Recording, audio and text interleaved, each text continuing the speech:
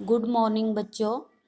आज मैं आपको कक्षा 8वीं का पाठ 4 धूप बत्ती बुझी जली, जो कि कन्हैयालाल मिश्र प्रभाकर द्वारा रचित है, इस पाठ का सारांश मैं आपको समझाऊंगी कि इस पाठ में कन्हैयालाल मिश्र प्रभाकर जी ने आपको क्या बताना चाहा है।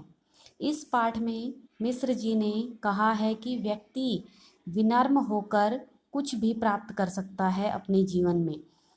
लेखक ने बताया है कि विनम्रता एक ऐसा गुण है जिसके साथ विवेक का प्रकाश दोगुना हो जाता है। योग्य और विनम्र व्यक्ति बहुमूल्य रत्न होता है। और ऐसा व्यक्ति, कैसा व्यक्ति?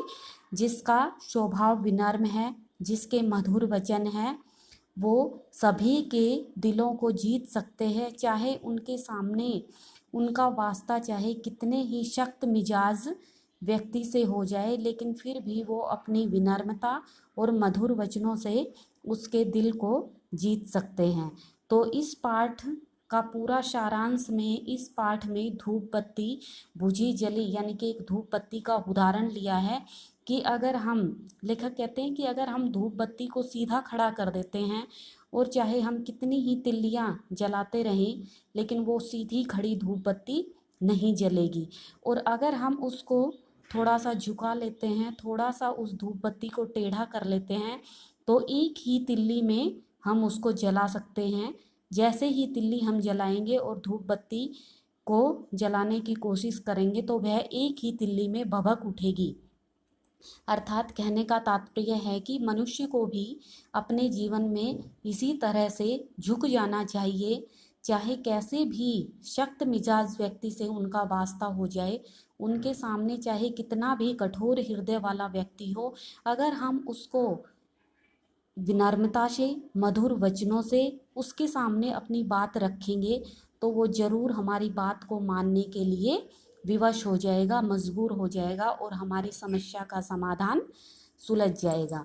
तो बच्चों, इसमें मिश्र जी ने एक उदाहरण भी दिया है कि मैं एक बार किस तरह से ट्रेन के डब्बे में सफ़र कर रहा था और पूरा ट्रेन का डब्बा एक खाली था और सिर्फ उसमें एक पठान साहब, जिसकी बड़ी बड़ी दाढ़ी थी, वो अकेला उस डिब्बे में बैठा था। उस डिब्बे में पूरा खाली डिब्बा और उस डिब्बे में उसकी एक खूबसूरत बीवी और उसके दो छोटे छोटे बच्चे, और वो खिड़की पर बैठे थे। जैसे ही स्टेशन पर आकर गाड़ी रुकती, सवारी चढ़ने के लिए खिड़की के पास आती, वो अपने रोबीले चेहरे से सवारी को आगे भेज देता और डिब्बे में नहीं चढ़ने देता।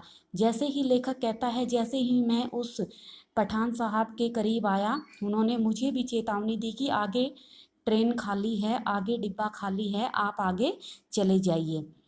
तो मैंने कहा, क्यों पठान साहब, आप तो बड़े आदमी दिखते हो और बड़े आदमी का दिल भी बड़ा होता है, आपके मुंह से ऐसी बातें अच्छी नहीं लगती। आप बड़े आदमी हो और आपका दिल भी बहुत बड़ा है।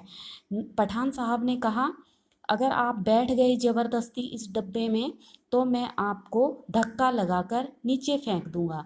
लेकिन लेखक ने कहा, आप बड़े दिल वाले आदमी हैं साहब, आप ऐसा नहीं कर सकते।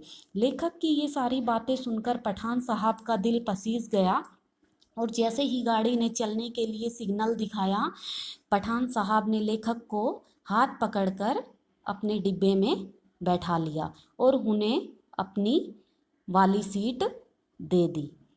तो इससे लेखक कहता है कि लेखक ने पठान साहब का दिल कैसे जीता? अपने विनम्र विचारों से, अपनी विनम्रता से, अपने मधुर वचनों से ही तो पठान साहब का दिल जीता। तो बच्चों, इसमें पूरे चैप्टर में, पूरे पाठ में यही बताया गया है कि व्यक्ति को अपने जीवन में विनम्रता का भाव रखना चाहिए। दूसरों के सामने जब कोई अपनी बात बतानी है, अपनी समस्या को रखना है, तो मधुर वचनों से अपनी बात को पेश करना चाहिए। तो लेखक कह रहा है कि अवश्य आपकी समस्या का समाधान हो जाएगा। तो बच्चों, पूरे पाठ का सारांश जो इस पाठ में बताया गया था, पूरे पाठ का सारांश मैंने आपको बता दिया है। और अब इस पाठ को आपने पूरे को रीड करना है, अच्छे से पढ़ना है। सबसे पहले इसमें शब्दार्थ दिए गए हैं, आपको वो शब्दार्थ समझने हैं और उसके बाद इस चैप्टर को अच्छे से पढ़ने के बाद, और अगर आपको इसकी स्टोरी समझ आ गई, इसका सारांश समझ आ गया, तो आपको इसके क्वेश्चन आंसर बहुत जल्दी लर्न हो जाएंगे।